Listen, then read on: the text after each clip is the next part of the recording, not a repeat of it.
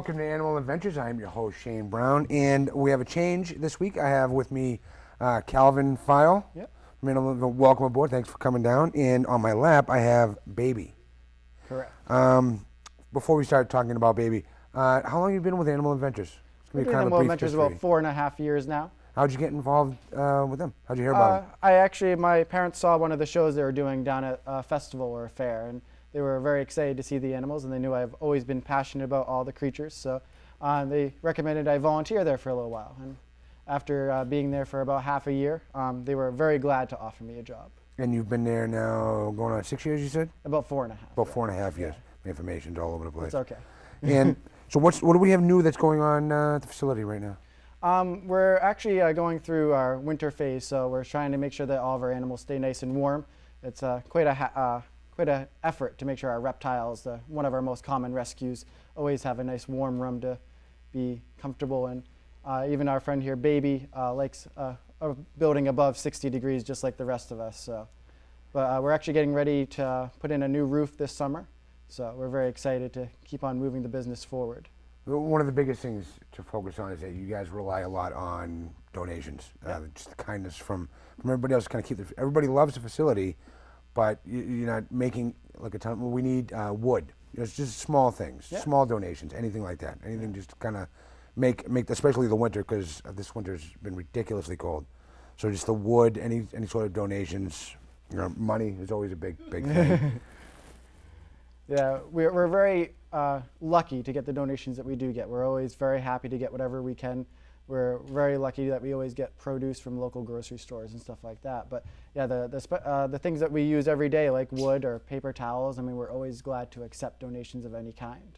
And we're open all year round too. We're not closed during the winter months. Just because it's cold doesn't mean our animals aren't available to be seen.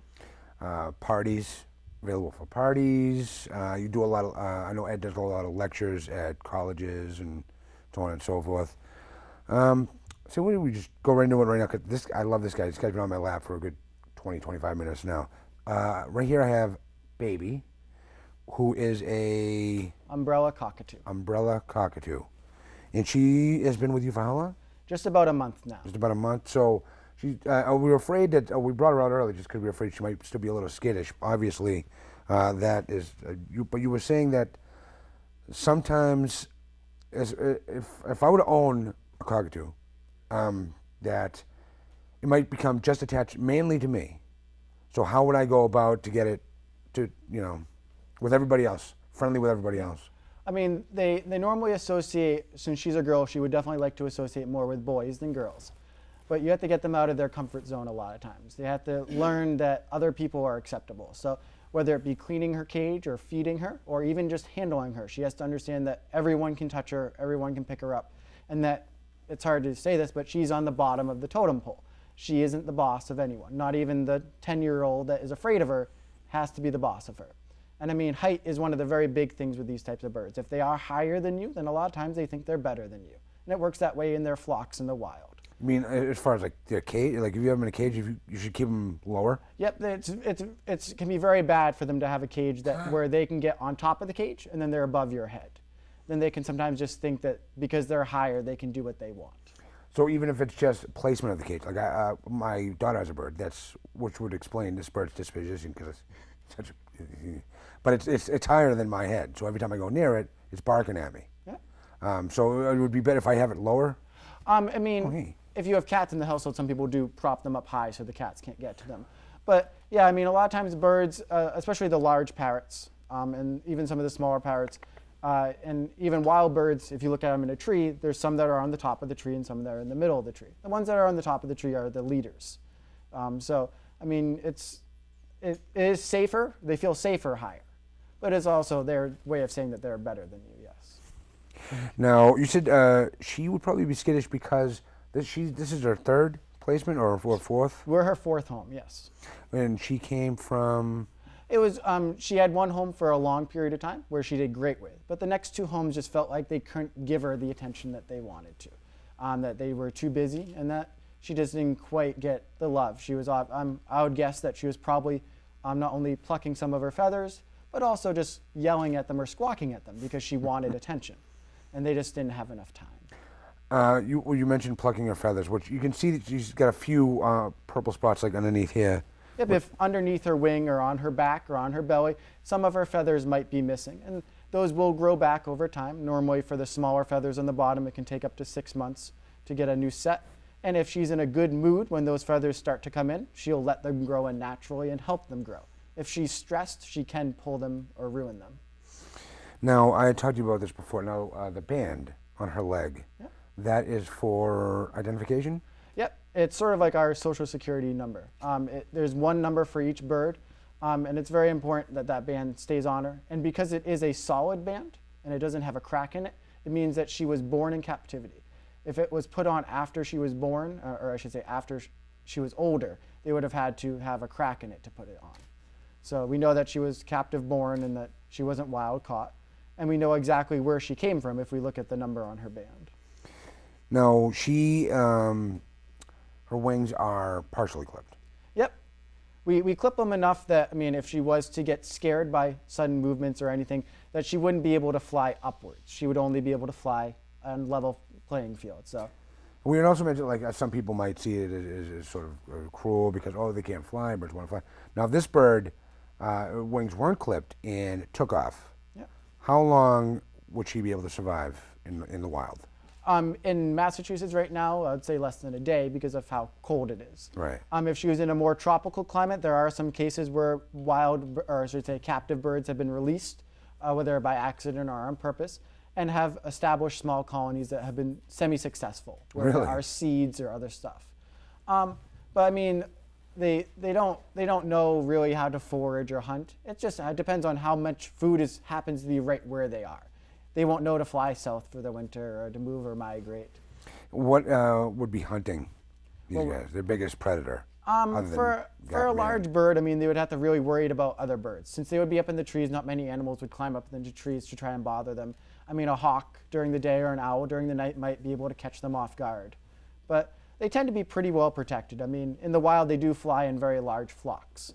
And those large flocks will keep them safe because safety in numbers. I mean, the chances of you getting caught are less. Right. I can't get over how cuddly this bird is. Yeah, they're very well known for their cuddling. I mean, the umbrella cockatoos especially are known to really want to be with their owners almost always, to be right up against them and to really cuddle. Some of the other birds are going to be ones that will want to rather have more free roam around the house and do their own thing and every once in a while come over to you for a neck rub. But the cockatoos especially want to be right up against you. And so we were talking before, obviously, because my biggest thing was if he's skittish, how am I going to know if he would start getting nervous? And Their biggest Some of the sign warning of showing signs. excitement is really going to be their umbrella or their large feathers right on the top of their head. If they stick those straight up and they start bobbing their head, that's showing that they're sort of showing that they're big too.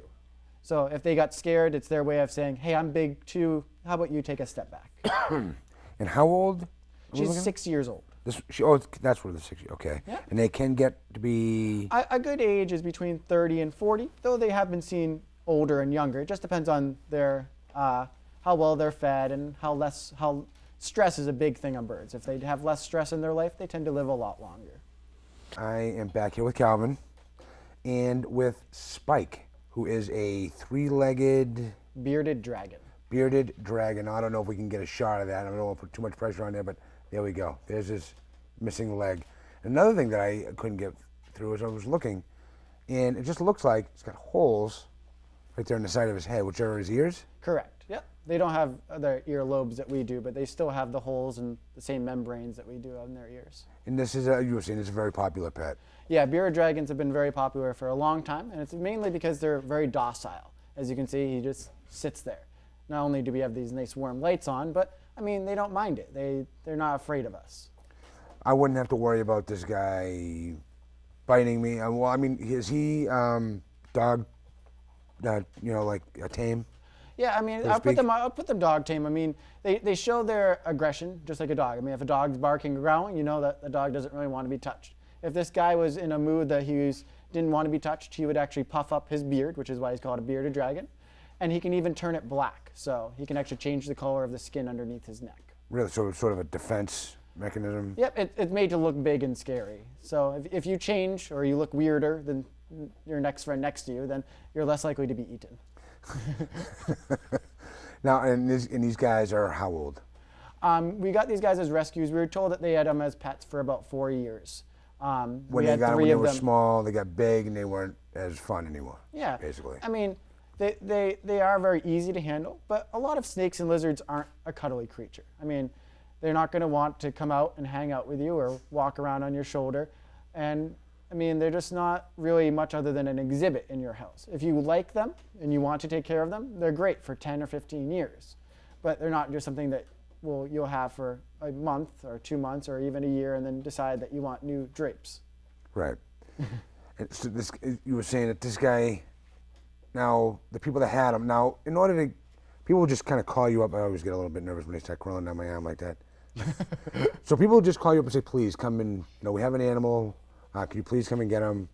Now there's basically like, obviously it's a lot harder because I keep on forgetting, just got that stump right there.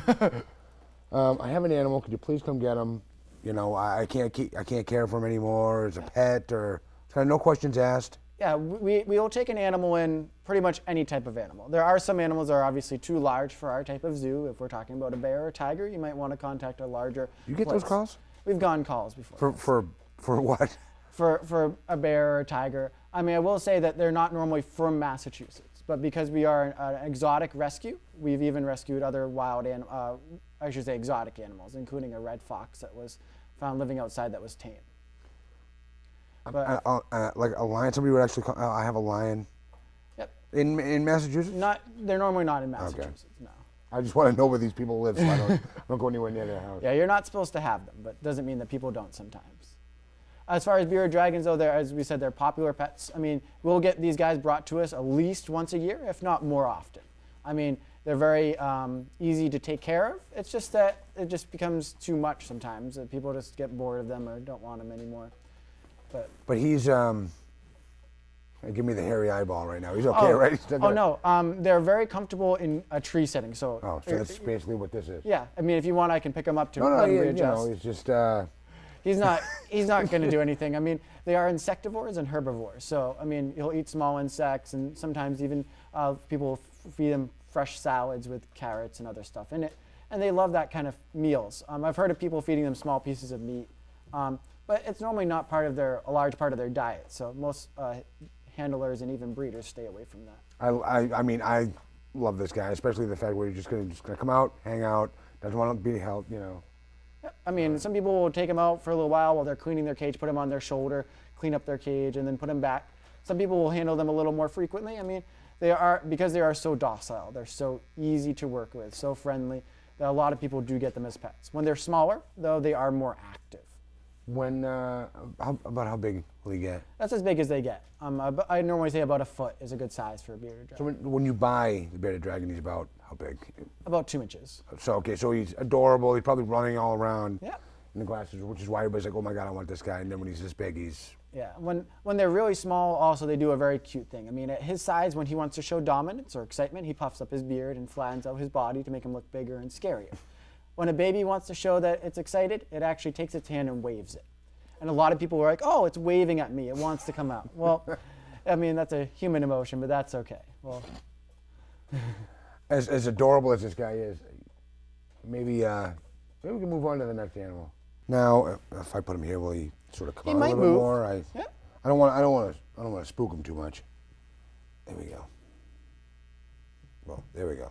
Well, let's see how camera shy he is. Now, you were just saying that they're illegal now? Yeah, in Massachusetts, they might be able to be sold and traded still for another month or so, but this year they are being illegalized. Why? Why is that? People were buying them, and they didn't know what to do with them. There were so many of them that a lot of rescues weren't taking them anymore. We have over 15 living with our small alligators, and they do pretty well. But when people didn't know what to do with them, they would put them outside. And this species, one, naturally does not live up this far north, and two, they don't do well here. They normally tend to just pass away before the winter. So it's sort of dooming a species. And now this, geez, here we go. He's off.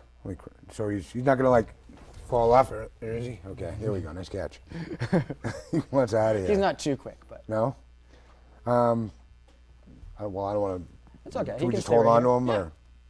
So now these are other guys. You keep these guys. How old? These guys are actually pretty easy to handle and pretty easy to take care of. They live normally, I'd say, a good 15 years. I've heard of them living longer, but it just depends on, of course, how well people take care of them. Some people will even say they have like 20 or 25-year-old ones. Now the biggest threat to the turtles, especially like you said, if they're out. I mean, other than the weather, would be what? I mean, what is going to get at these guys? Nothing's going to get at them, but the problem is not only will they normally not make it through the winter, whether it's because of bacteria that they're not used to or the cold, but while they are alive, they're going to be stealing the food of other turtles that naturally do live here. Now, do these guys bite? They can bite. It's very rare. I mean, it's sort of like you have to really corner them and make them angry. Well, I mean, he's brought on an alligator snapper before.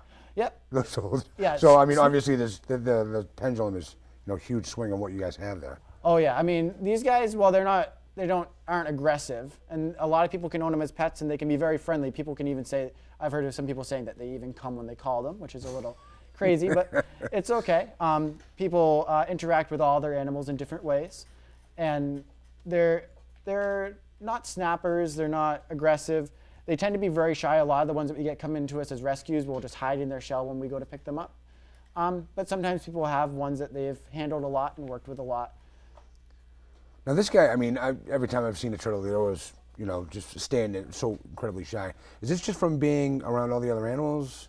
The care that is given to them at I don't even really like like a zoo. It's more like a sanctuary is the way I refer to it. So is that why he I mean, seems I a will little bit say more personable? Some of our animals that come to our zoo or sanctuary will sort of be left to do their own thing. I mean, these guys don't tend to get too much interaction. Because we do have so many of them, we can't even tell which ones are which. And because while they do have minor differences on their marking on their shell, I mean, we're not going to be able to tell the nice one from the one that's going to be really shy, that's just going to sit inside. But a lot of our animals do get a lot more interaction than they would at other locations. We are very glad to keep our animals very social so that they can travel, whether it to be a school or a library even, or even a daycare center. But I mean, these guys, they tend to be pretty shy creatures because there is so much noise around them, and people are always there, that they aren't afraid the way a normal turtle would be afraid of noise and people. No, it's okay. Like I know there's always like, oh, we can't have this lizard in with this lizard, and we can't, interacting with the animals. With turtles, it's okay. Or can we just have them all? Yeah. They're A lot of species are very delicate. Most turtle species are actually pretty hardy, along with alligators, which is why we can mix those guys a little more. You do have to watch, though, with some species being more dominant and nipping other species' toes or stuff like that. But as long as most animals are well fed and have enough room, they're going to be pretty relaxed about being with other friends. How many species of turtle would you say you guys have there on display right now? I would probably say we have around 8 different species. But I mean, for these guys, these are our most plentiful, and we have at least 15 of these guys. Ranging in sizes. I mean, you have. Yep, some guys are only about the size of an inch, and then our largest, we have a snapping turtle that's probably a good 2 feet long or so. Oh, you guys have the ones that are about an inch, so it doesn't matter the size of it. If somebody calls up and says, "I have this, can you please come get it?" Yep. That's it. Yes, sometimes people will come to us and drop off animals, and sometimes we go to them and pick them up. And I mean, it doesn't really matter what it is. I mean, we can pretty much house almost any animal that is asked. If we don't have a cage set up already for it, we can set one up while we're going to pick it up. Is there ever an instance where it's, other than like tigers and bears, where it's like, you know what, no, we're not coming to get it, or? There's instances where sometimes we get calls that are so exotic that we have to okay it by the state or something like that, but just to get an extra permit. But we've never really had to say no. Even if we have too many of an animal, we can take it in, set up another cage, and we can find another home for our friend. That's something that should be, cannot be stressed enough, that if say you have gotten anything, and all of a sudden you find yourself, you just can't take care of it anymore, call, the number will be at the end of the show. Just call.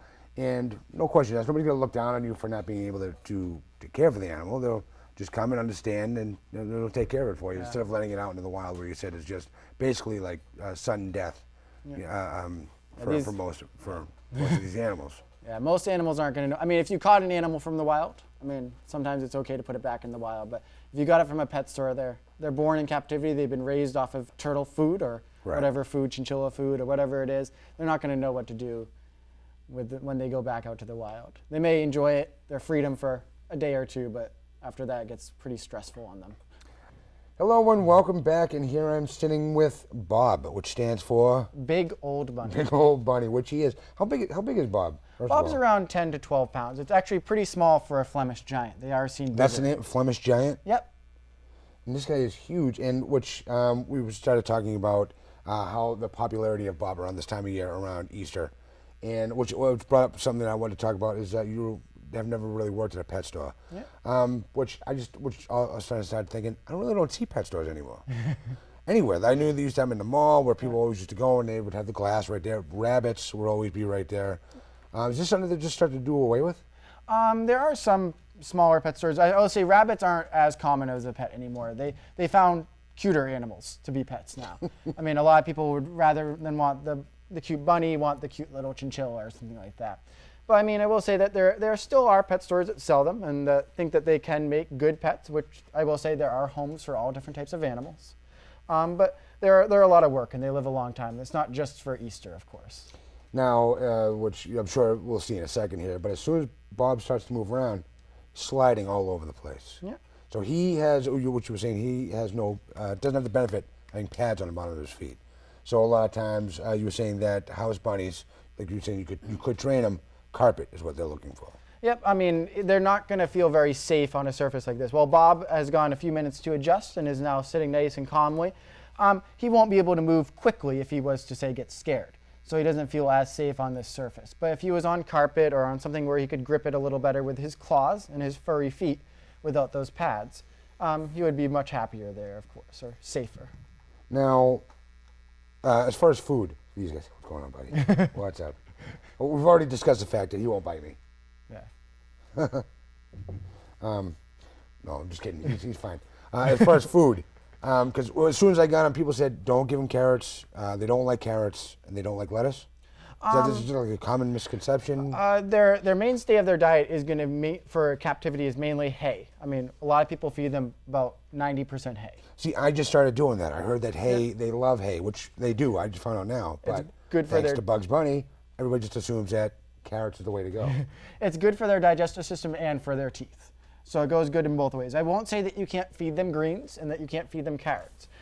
It is okay for them to get it, but it should be, like, as most places say, around 10% of their diet maximum.